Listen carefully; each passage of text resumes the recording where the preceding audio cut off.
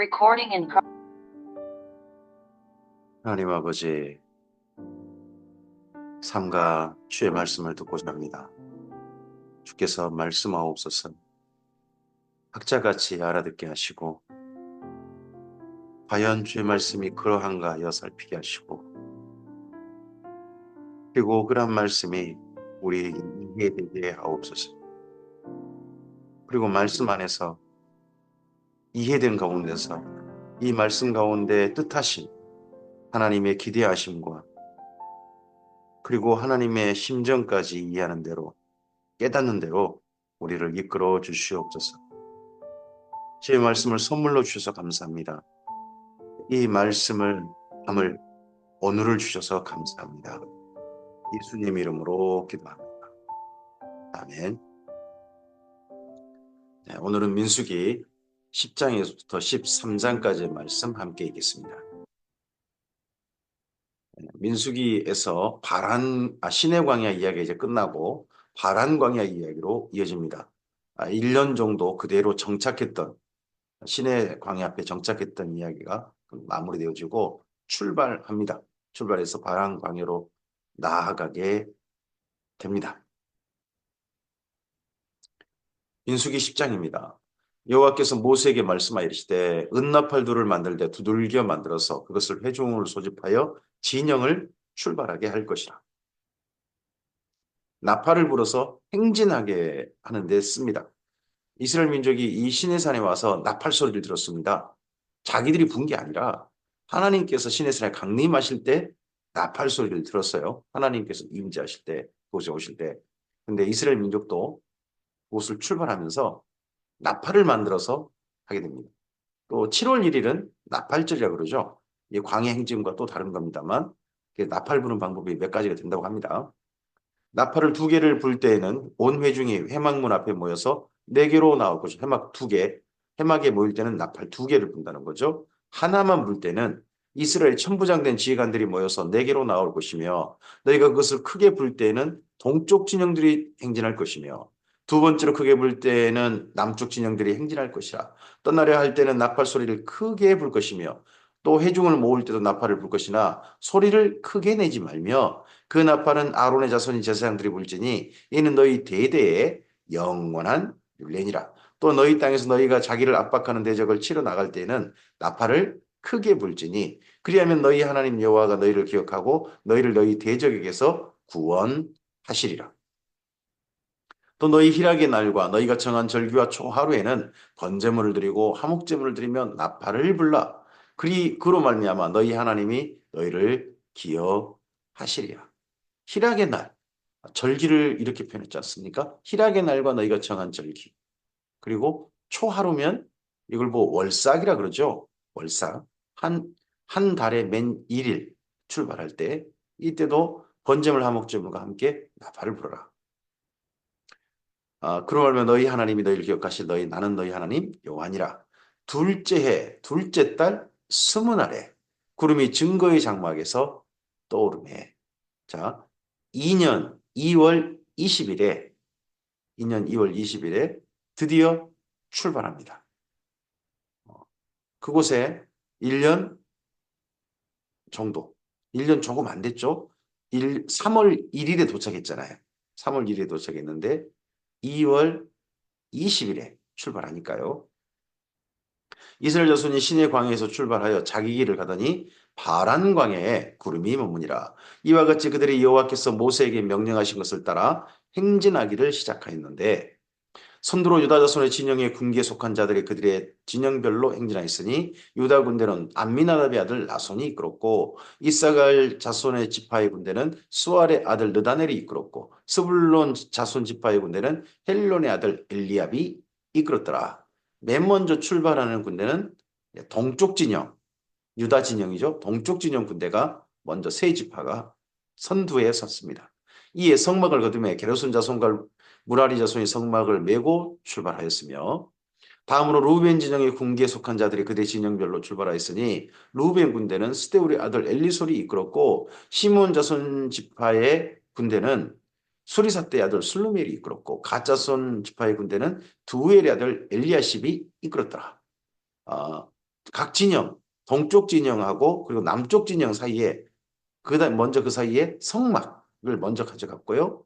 그리고 난 다음에 남쪽 진영이 출발합니다. 그리고 남쪽 진영 다음에는 성물을 가진 성물을 맨 고핫 자손이 출발합니다. 고핫 가문이 출발합니다. 고핫이는 성물을 메고 행진하였고 그들이 이르기 전에 성막을 세웠으며 다음으로 에브라임 자손 진영의 군기에 속한 자들이 그들의 진영별로 행진하였으니 에브라임의 군대는 암미우스 아들 엘리사마가 이끌었고 므낫세 자손 지파의 군대는 부다술의 아들 가말리엘이 이끌었고 베냐민 자손 지파의 군대는 기드온의 아들 아비단이 이끌었다. 서쪽 진영이 그 다음 가고요. 다음으로 단 자손 진영의 군기에 속한 자들이 그들의 진영별로 행진하였으니 이 군대는 모든 진영의 마지막 진영이었더라. 단 군대는 암미사떼의 아들 아히에셀이 이끌었고 아셀 자손 지파의 군대는 오그란의 아들 바기엘이 이끌었고 납달리 자손 지파의 군대는 에난의 아들 아히라가 이끌었더라. 이렇게 해서 예, 맨 먼저 동남 서북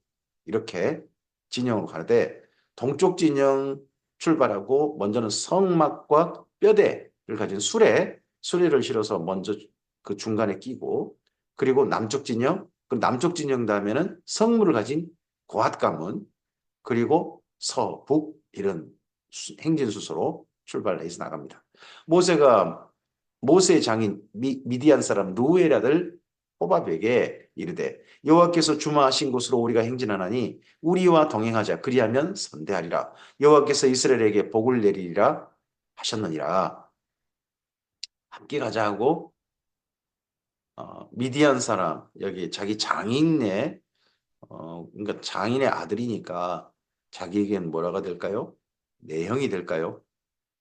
매형이 될까요? 하여튼 그 매제가 될까요? 그 사람에게 가자고 합니다. 이들이 나중에 겐 족속이 되죠. 겐 족속, 유다 지파에 심지어 속하게 됩니다. 호밥이 그에게 이르되 나는 가지 아니하고 내 고향 내 친족에게로 가리라. 모세가 이르되 청하건대 우리를 떠나지 마소서. 당신은 우리가 광야에서 어떻게 진칠지를 아나니 우리의 눈이 되리이다. 이 바란 광야를 이 호밥이 잘 알고 있다는 거죠. 바람 광야 그 지형을. 그러니까 내비게이션 한 사람이 있는 거죠. 진칠만한 곳, 물이 있는 곳, 그리고 그래도 나무가 좀 있는 곳, 그런 곳을 이 호밥이 알고 있다는 거죠. 어, 성경을 우리가 읽어볼 때 생각해 보면 이스라엘 민족이 광야에서 물을 달라고 특히 여기 이제 시내광에서 출발하고 난 다음에 물을 달라고 하고 원망을 했던 게 두 번 정도 있어요. 그럼 이 시간이 38년, 43년 그런다는데 전체 다 포함하면 그 가운데서 물을 달라고 요구하고 원망했던 게 한 두 번뿐이라면 남은 시간은요 견딜만 했던 거고 물이 공급받다는 겁니다. 그걸로 생각해 보면요. 그럼 호밥이 오아시스 쪽으로 인도했다는 거겠죠, 무리들은. 그 오아시스 있는 곳에 진영을 치고 출발하고 대부분 그랬으니까요. 그러니까 이쪽 지대를 정말 바란광야 지대를 잘 아는 이가 호밥이었겠다 한 생각도 해보게 됩니다. 우리와 동행하면 여호와께서 우리에게 복을 내리신 대로 우리도 당신에게 행하리이다. 그들이 여호와의 산에서 떠나 신의 산을 여호와의 산에서라고 표현하죠. 3일 길을 갈 때에 여호와의 언약궤가 3일 길에 앞서가며 그들의 쉴 곳을 찾았고 그들이 진영을 떠날 때 낮에는 여호와의 구름이 그 위에 덮었더라. 걔가 떠날 때 모세가 말하되 여호와의 일어나사 주의 대적들을 흩으시고 주를 미워하는 자가 주의 앞에서 도망하게 하소서 하였고 걔가 쉴 때는 말하되 여호와의 이스라엘 종족들에게 돌아오소서 하였더라. 어, 오늘 우리의 움직임도 하나님의 말씀을 앞세워서 말씀을 따라서 내비게이션 삼아서 우리의 길을 갑니다. 주께서 우리 오늘 하루의 일정 가운데 오늘 하루의 여행 가운데 함께 동행하시고 우리의 길이 선한 길이 되도록 인도하시기를 소원합니다. 그 이후에 민수기 11장과 12장은 그 광야 사이에서 행진 가운데 원망입니다. 한 1년 가만히 있다가 이제 움직이지 않다가 1년만 움직이니까 그냥 아우성이 막 나오는 것 같습니다. 여호와께서 들으시기에 백성이 악한 말로 원망하며 여호와께서 들으시고 진노하사 여호와의 불이 그들 중에 붙여서 진영 끝을 사르게 하시매 모세가 백성이 모세에게 부르짖음으로 모세가 여호와께 기도하니 불이 꺼졌더라. 그곳 이름을 바벨하라 불렀으니 이는 여호와의 불이 그들 중에 붙은 까닭이었더라. 그들 중에 섞여 사는 다른 인종들이 탐욕을 품에 이스라엘 자손도 울며 이르되 우리가 누가 우리에게 고기를 주어 먹게 하랴라는 이야기를 이어집니다. 먼저 출발하자마자 원망할 수 있습니다. 원망하는데 여기 원망이라는 말 앞에 악한 말이란 말이 먼저 들어 있습니다. 악한 말로 원망했다는 겁니다. 힘들면 힘들다 이해할 수 있습니다. 근데 악한 말로 원망했다. 원망이 악한 말이 아닐 수도 있는 겁니다. 힘들면 힘들다고 우리가 시편을 읽어보면요. 너무 힘들어서 하는 그런 이야기라든지 욥의 그리고 에레미야의 자기 생애를 저주하는 그 힘들고 어려워하는 그런 내용들 우리 읽지 않습니까? 근데 악한 말로 원망이다. 우리 입의 말이 오늘 삶이 너무 힘들어서 한숨 나오고 신음소리가 나온다 할지라도 악한 말은 아니었으면 좋겠습니다. 우리가 애굽에 있을 때는 값없이 생선과 오이와 참외와 부추와 파와 마늘들을 먹은 것이 생각나거늘 이제는 우리의 기력이 다하여 이 만나 외에는 보이는 것이 아무것도 없도다 하니 만나는 가시와 같고 모양은 진주와 같은 것이라 백성이 두루다니며 그것을 거두어 맷돌에 갈기도 하며 절구에 찢기도 하고 가마에 삶기도 하여 과자를 만들었으니 그 맛이 기름 섞은 과자맛 같았더라. 밤에 이슬이 진영이 내릴 때에 만나도 함께 내렸더라. 밤이면 이제 날씨가 급격히 추워져 가지고요. 그 광야 급격히 추워져서 그나마 공기 중에 있는 수증기가 이슬처럼 내릴 때 그때 이 만나가 내렸다는 거죠. 만나는 민나라는 히브리에서 출발된 단어고 민나란 말은 이것이 죄송합니다. 이것이 무엇이냐 하는 그런 말이죠. 뭔지 모르고 참 궁금하고 신기하게 생겼다는 거겠죠. 근데 이 광야에 나오니까 먹을 게 예전에 먹었던 게 많이 생각나는 모양입니다. 생선, 오이, 참외, 부추, 파, 마늘 이런 것들이 생각난다는 거죠. 광야는 없죠. 그런 게 없죠. 그래가지고 기력이 다한다. 이거 기력이 다한다는 게 더 이상 아이들이 생기지 않았던 건지도 모르겠습니다. 하여튼 그런 말인 거죠. 어쨌든 이 만나가요. 맨 처음에는 꿀 섞은 과자 맛 같았더라 이렇게 돼 있어요. 맨 처음에 이제 나올 때는요. 근데 이제 민수기 11장 정도 오니까요. 한 1년 지났잖아요. 이걸 계속 같이 먹고 늘 반복해서 먹다 보니까 이제 기름 섞은 과자 맛 같았더라. 좀 느끼하다 하는 말이 과자는 과자인데 기름 섞은 과자 맛 같다. 느끼하다. 뭐 하는 그런 식의 표현이 지금 나오고 있습니다. 점점 질리는 거죠. 질리는 거죠. 백성의 온 족족들이 각기 자기 장막 문에서 우는 것을 모세가 들으니까. 이 먹을 것이 없는 게 아니에요. 먹을 것이 만나밖에 없는 거죠. 근데 만나밖에 없다는 것 때문에 울어요. 근데 만나가 자기들이 뭐 힘써 이래서 얻는 것도 아니잖아요. 그냥 하나님이 내려주신 거고 광야에서. 딴 적이 내리지도 않아요. 우리 살면은 만나가 내리나요? 내리지도 않죠. 근데 거기서 먹으면서 그것밖에 없다고 울었다는 거예요. 우리도 이럴 수 있죠. 이스라엘 민족 보고 뭐라고 할 게 아닙니다. 우리도 생각해보면 우리의 삶에 더 이상 진척이 없고 반복하고 다람이 쳇바퀴 돌듯이 삶이 늘 반복되고 하면 지치고 힘들어지고 하지 않습니까? 더더구나 먹을거리가 이게 최저 단위죠. 더 이상 반찬 돌려가면서 먹는 것도 아닐 테고 새로운 채소라든지 새로운 고기류도 있는 것도 아니고 막 그랬을 때 뭐 이럴 수 있죠. 이럴 수 있죠. 울기도 하고 얘들이 얼마나 또 많이 그랬겠어요. 또 다른 민족이 이렇게 먼저 출발되어 갔는데 문제는 뭐냐 이 원망의 출발이 탐욕에서 나왔다는 거예요. 탐욕. 삶이 너무 힘들어서 나온 게 아니라 뭔가 더 먹고 싶다. 뭔가 다른 거 이것 말고 다른 거 나오는 그런 욕심 때문에 이런 게 나왔다는 거예요. 절박한 삶의 환경에서 원망이 나오고 하는 건 하나님께서 그래도 많이 너 그렇게 생각하시고 그런 계시더라고요. 하지만 이 만나도 사실 선물이거든요. 선물 받고 있으면서 이것 말고 다른 거 이렇게 하고 있는 거죠. 하나님께서 별로 그러시고요. 모세도 지금 너무 힘들어합니다. 모세가 여호와께 여짜오되 어찌하여 주께서 종을 괴롭게 하시나이까 어찌하여 내게 주의 목전에서 은혜를 입게 아니하시고 이 모든 백성을 내게 맡기사 내가 그 짐을 지게 하시나이까 이 모든 백성을 내가 배웠나이까 내가 그들을 낳았나이까 어찌 주께서는 내게 양육하는 아버지가 젖먹는 아이를 품듯 그들을 품에 품고 주께서 그들의 열조에게 맹시하신다고 가라 하시나이까 원래 젖먹는 아이 누가 품어야 됩니까? 엄마가 품어야 되지 않습니까? 근데 젖먹는 아이를 아버지한테 맡겨보십시오. 얼마나 그게 힘든 건지. 아버지가 이거 어쩔 줄 몰라 할 수 있습니다. 저도 아이를, 젖먹는 아이를 제 품에 안아보고, 달래보고, 뭐, 이게 근데 왜 울지? 하는 것도 제대로 모르겠고 예전에 했던 기억이 있습니다. 모세가 그랬잖아요. 모세는 남자예요. 근데 아이를 맞추고 백성을 어머니 같은 역할을 지금 해야 되는 달려고 해서 먹을 거 이거 챙겨주고 다 해야 되는데 모세가 그럴 능력은 없잖아요. 그랬을 때 모세도 참 힘들어합니다. 이 모든 백성에게 줄 고기를 내가 어디서 얻으리까? 이 소리를 모세가 고기 하는데 모세가 이 소리를 또 지나칠 수가 없어요. 해줘야 될 것 같아요. 근데 자기가 못 해주는 게 또 힘든 것 같습니다.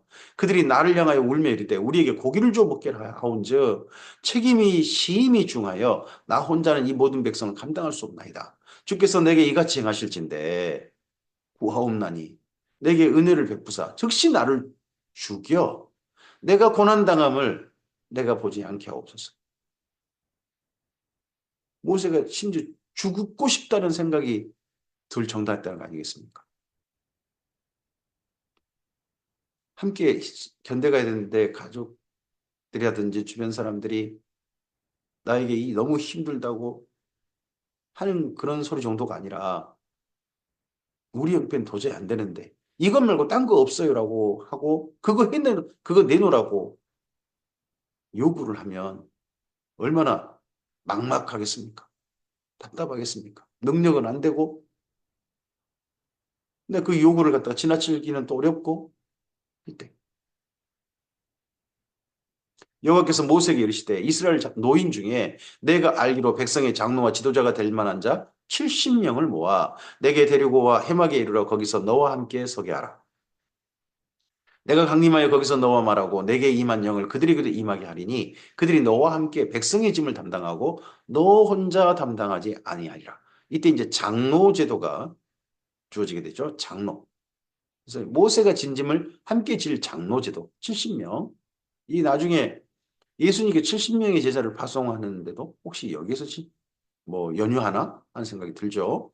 또 백성에게 이르기를 너희의 몸을 거룩히 하여 내일 고기 먹기를 기다리라. 너희가 울며 이르기를 누가 우리에게 고기를 줘 먹게 하랴. 애굽에 있을 때에 내가 우리에게 주었다. 애굽에 있을 때가 우리에게 주었다 는 말이 여호와께 들렸으므로 여호와께서 너희에게 고기를 줘 먹게 하실 것이라.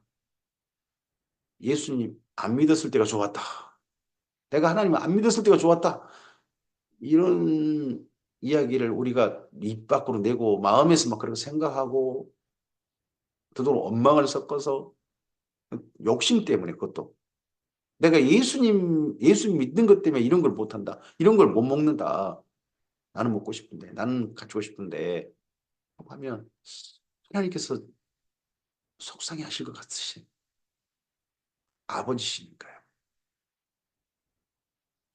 하루나 이틀이나 닷새나 열흘이나 20날만 먹을 뿐 아니라 냄새도 싫어하기까지 한 달 동안 먹게 하시리니 이는 너희가 너희 중에 계시는 여호와를 멸시하고 그 앞에서 울며 이르기를 우리가 어찌하여 여기서 나왔던가 함이라 하라. 내가 왜 예수를 믿어가지고 이런 이야기를 한다는 거죠. 모세가 이르되 나와 함께 있는 이 백성의 보행자가 60만 명이온데 주의 말씀에 한 달 동안 고기를 주어 먹게 하겠다 하시오니 그들을 위하여 양떼와 소떼를 잡은들 조카오며 바다의 모든 고기를 먹은들 조카오리이까? 모세가 어떻게 그게 가능하시겠습니까? 하고 그걸로 반문할 정도인 거죠. 여호와께서 모세에게 이르시되 여호와의 손이 짧으냐? 내가 이제 내 말이 내게 응하는 여부를 보리라. 모세가 나가서 여호와의 말씀을 백성에 알리고 백성의 장로 70인을 모아 장막에 둘러 세우매 여호와께서 구름 가운데 강림하사 모세에게 말씀하시고 장막이라고 표현하죠. 장막. 장막에 둘러 세웠다. 이 장막 또는 성막, 회막 같은 장소죠. 같은 장소를 이렇게 각각 부른 이름이 있습니다. 그들이 그에게 임한 영을 70 장로에게도 임하게 하시니 영이 임하신 때에 그들이 예언을 하다가 다시는 하지 아니하더라. 영이 임할 때 예언을 했다. 이 예언을 어떤 식으로 했는지는 뭐 이렇게만 기록됐으니 우리 잘 몰라요. 영이 임할 때 예언했다 하는 겁니다. 뭔가 하나님의 말씀이 그들을 통해서 나타났다는 거겠죠? 특별한 말씀이. 그 기명된 자 중 엘닷이라는 자와 메닷이라는 자 두 사람이 진영에 머물고 장막에 나아가지 아니하였으나 그들에게도 영이 임하였으므로 진영에서 예언한지라. 70장로를 부르는데 두 명은 모세에게 반발해가지고 그 70장로 하나님 성막 앞에 모이라고 했는데 안 나갔다는 거죠. 근데 진영 가운데 자기 집 가운데 있으면서 자기 뭐 무리들 집합 가운데 있으면서 예언을 했다는 거죠. 한 소년이 달려와서 모세에게 전하여 이르되 엘답과 메닷이 진중에서 예언하나이다 하매 택한 자 중 한 사람 곧 모세를 섬기는 눈의 아들 여호수아가 말하여 이르되 내 주 모세여 그들을 말리소서. 모세가 그에게 이르되 내가 나를 두고 시기하느냐 여호와께서 그의 영을 그의 모든 백성에게 주어서 다 선지자 되게 하시기를 원하노라. 선지자란 말이 무슨 말입니까? 신의 말씀을 전하는 자를 선지자라고 합니다. 여호와 하나님의 선지자도 있죠. 바알의 선지자도 성경에 나옵니다. 다른 신의 선지자도 있는 거예요. 그들도 자기한테 오는 신의 이야기를 전달하는 사람, 자기에게 임하는 신의 이야기를 전달하는 사람들을 다 선지자라고 합니다. 그래서 하나님의 선지자만 있지 않다. 여호와 하나님의 선지자만 있지 않다 하는 건 성경 읽으실 때 고려하고 읽으셔야 될 부분입니다. 모세와 이스라엘 장로들이 진중으로 돌아왔더라. 바람이 여호와에게서 나와 바다에서부터 메추라기를 몰아 진영 곁 이쪽 저쪽 곧 진영 사방으로 각기 하루길 되는 지면이 두 규빗쯤에 내리게 한지라. 이 바다가 홍해바다일 가능성은 높겠죠. 홍해바다. 이 바람광야 쪽이라면 홍해바다 쪽 이쪽이 또 가까울 수 있습니다. 저쪽 지중해 그쪽은 너무 멀어요. 바다에서부터 올라오는 바람이라면 예, 홍해 쪽 그쪽일 가능성이 높습니다.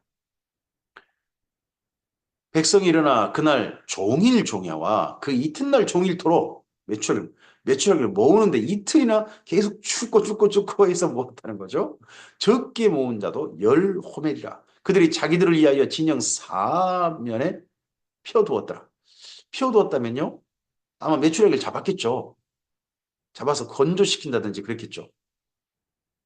그리고 난 다음에 고기가 아직 이 사이에 있어 씹히기 전에 막 먹으려고 하는데 여호와께서 백성에게 대하여 진노하사 심히 큰 재앙으로 주셨으므로 그곳 이름을 기브롯 핫다와와라 불렀으니 욕심을 낸 백성을 거기 장사하니하더라. 출발된 욕심을 가장 먼저 퍼뜨린 탐욕을 품었던 맨 먼저 그 사람들이 죽었다는 거죠. 심히 큰 재앙이었다고 합니다. 기브롯 핫다와 백성이 기브롯 핫다와에서 행진하여 하솔에서 이르러 거기 거하니라. 거기 기브롯 핫다에서는 오래 있을 수 없었던 것 같습니다. 만나를 갖다가 엄청나게 많이 거두었는데 거기 있었다가 더 죽을란가 보다 뭐 싶었는지도 모르죠. 그래서 거기 또 움직여서 하세롯에 이르렀답니다. 민수기 12장입니다. 여기 이제 그다음 두 번째 원망인데 여기는 원망은 이제 모세가 여자를 취한 것 때문입니다. 모세가 구스 여자를 취하였더니 그 구스 여자를 취하였으므로 미리암과 아론이 모세를 비방하니라. 일반 백성이 비방한 게 아니에요. 미리암과 아론이 비방을 했어요. 모세를. 자기 누나고 자기 형이잖아요. 근데 이들이 비난했다는 거예요. 물론 그들이 비난을 보면 그들이 이르되 여호와께서 모세와만 말씀하셨느냐 우리와도 말씀하지 아니하셨느냐 하며 여호와께서 이 말을 들으셨더라. 이 모세가 여자를 취하는 그 문제를 가지고 여기 자기 형과 누나가 뭐와 연결시키느냐 하나님께서 모세와만 말씀하시고 우리도 말씀하셨다. 근데 모세는 결격사유 생겼다는 거죠. 결격사유. 그러면 이제 이스라엘 민족이 전체 지도자가 누가 되고 싶다는 이야기가 되겠습니까? 아론과 미리암이 자기들 이스라엘 민족 전체 지도를 나서야 되겠다. 모세는 이제 자격을 잃었다. 자격 상실이다. 결격사유가 있다. 막 이런 식으로 나섰던 것 같습니다. 그러니까 모세가 지금 구스제자를 취한 걸 빌미 삼아서 아론과 미리암이 자기들이 이제 전체 지도자를 차지하고 싶은 그 욕심을 부렸던 거. 그걸 가지고 또 이게 사건이 커지게 됩니다. 모세가 구세자를 취했던 사건이 올바르냐, 문제가 있었느냐, 성경 굳이 이야기하지 않습니다. 근데 이렇게 한 거 보니까 형제가 이렇게 하지 않습니까? 누나가 이렇게 했잖아요. 그럼 문제가 있었던 거죠. 이걸 또 올바르다. 꼭 그렇게, 뭐 그렇게 말할 필요가 있겠습니까? 뭔가 문제가 있었으니까 모세도 한 말 못하고 이런 거죠. 하나님께서도 굳이 모세 잘못을 이야기하지 않으셨지만 이해하셨는지 모르겠는데 하여튼 미리암과 아론이 말할 정도로 이건 정말 결격사가 된 것이 분명하죠. 이 사람 모세는 온유함이 지면의 모든 사람보다 하더라. 여호와께서 갑자기 모세와 아론과 미리암에게 이르시되 너희 세 사람은 해막으로 나와오라 하시니 그 세 사람이 나아가며 나아갈 때 아론과 미리암은 기대했을지도 모르겠습니다.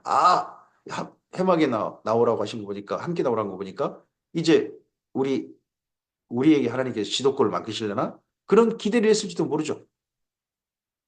여호와께서 구름 가운데로부터 강림하사 장막문에 서시고 아론과 미리암을 부르시는지라. 그 두 사람이 나가 또 자기들만 부를 때 모세는 놔두고 너희들만 두 사람만 나오라 할 때 얼마나 또 속으로 쾌재를 불렀겠습니까? 이르시되 내 말을 들으라. 너희 중에 선지자가 있으면 나 여호와가 환상으로 나를 그에게 알리기도 하고 꿈으로 그에게 말하기도 하거니와. 하나님께서 알리시는 방법, 이상 성경이 있지 않잖아요. 그러면 환상으로 알리시기도 하고요. 꿈으로도 알리시겠다는 거죠. 그 당시 하나님을 전달하는 방법 중에 내 종 모세와는 그렇지 아니하니 그는 내 온 집에 충성함이라 그와는 내가 대면하여 명백히 말하고 은밀한 말로 하지 아니하며 그는 또 여호와의 형상을 보고는 너희가 어찌하여 내 종 모세의 비방하기를 두려워하지 아니하냐. 모세를 통하여 하나님께서 나타나시고 전달하신 방법은요. 그에게 직접 형상을 보여주시고요. 뿐만 아니라 명백히 말씀하신다는 거죠. 환상이나 꿈 같은 걸로 아니라는 겁니다. 말씀하셔서 그 말씀하신 걸 전달하는 사람이 모세였다는 거죠. 차원이 다른 하나님 말씀을 전달하는 방법에 선 사람이 모세였다. 하나님께서 인정하십니다. 여호와께서 그들을 향하여 진노하시고 떠나시면 하나님 앞에 나갈 때 쾌제다라고 쾌제를 부르며 나갔을 줄 모를 이 아론과 미리암에게 하나님은 도리어 진노하고 떠나셨습니다. 구름이 장막 위에서 떠나갔고 미리암은 나병에 걸려 눈과 같더라. 아론이 미리암을 본 적 나병에 걸렸는지라. 눈 같으면 하얘졌는데 이 단순한 하얘진 게 아닌 것 같아요. 아론이 이에 모세에게 이르시되 슬프다 내 주여 우리가 어리석은 일을 하여 죄를 지었으나 어 형인데 모세에게 뭐라고 부릅니까? 내 주여 라고 부릅니다. 지도권을 인정한 거죠. 하나님의 말씀 듣고 아론이 그리고 죄를 지었다도 인정합니다. 청하건대 그 벌을 우리에게 돌지 마옵소서. 그가 살이 반이나 썩어 모태로부터 죽어서 나온 자 같이 되지 않게 하소서. 이때 미리암이 걸린 나병은 그냥 피부가 하얘지는 그런 나병이 아니다는 거죠. 살이 썩어 하는 그런 나병이었다. 모세가 여호와께 부르짖어 이르되 하나님이 원하건대 그를 고쳐 주옵소서. 여호와께서 모세에게 이르시되 그의 아버지가 그의 얼굴에 침을 뱉었을지라도 그가 이랫 동안 부끄러워하지 않겠느냐. 그런즉 그를 진영 밖에 이랫 동안 가두고 그 후에 들어오게 할지니라 하시니 이에 미리암이 진영 밖에 이랫 동안 갇혀 있었고 백성은 그를 다시 들어오게 하기까지 행진하지 아니하다가 그 후에 백성이 하세롯을 떠나 바란 광야에 진을 치니라. 그래서 하세롯의 이런 조금 좀 안타까운 일이 있었던 겁니다. 초기에 초기. 행진하기 초기. 그러면 모세도 지금 한 1년 막 지나서 여기 시내 광야에 온 지 한 1년 막 지나서도 구스 여인과 그렇고 그런 썸씽이 일어났다는 거 아니겠습니까? 근데 이 썸씽이 일어났다면 한 가지가 전제돼야 될 겁니다.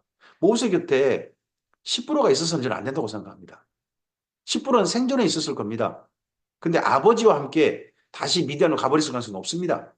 그러니까 모세가 자기에게 수종드는 구스 여인과 이런 그런 관계가 됐겠죠. 이게 참 안타까운 일이 모세에게 벌어진 거고 하나님께서 굳이 모세의 그 부분을 말씀하지 않으셨고 모세도 한 말 못하지 않습니까? 한 말 못하고 합니다. 하지만 그걸 빌미 삼아서 욕심을 내었던 이 아론과 미리암 이 부분에 대해서 하나님께서는 더 싫어하셨습니다. 더 진노하셨습니다. 민수기 13장입니다. 여호와께서 모세에게 말씀하시되 이제 그들 바람광에 진치고 사람을 보내 내가 이스라엘 자손에게 주는 가나안 땅을 정탐하게 하되 그들을 조상 가문의 각 지파 중에서 지휘관 된 자 한 사람씩 에시온 게벨이라 그러죠. 이 보냈던 정탐꾼을 보냈던 곳 에시온 게벨이라고 불리는 그곳인데 그곳에서 정탐꾼을 보내고 머물러 있는 거죠. 모세가 여호와의 명령을 따라 바란 광야에서 그들을 보냈으니 그들은 다 이스라엘 자손의 수령된 사람이라. 그들의 이름은 이러하니라. 루벤 지파에서 삭구리 아들 삼무하여, 시몬 지파에서 호리 아들 사바시오, 유다 지파에서는 여분니 아들 갈렙이요. 갈렙이 이때 등장합니다. 여분니 아들 갈렙. 이사갈 지파에서는 요셉의 아들 이갈이요. 에브라임 지파에서는 눈의 아들 호세아. 호세아로 되어 있습니다만 여호수아. 호세와 여호수아 같은 이름입니다. 지금 모세 수종 드는 자로 지냈던 이죠.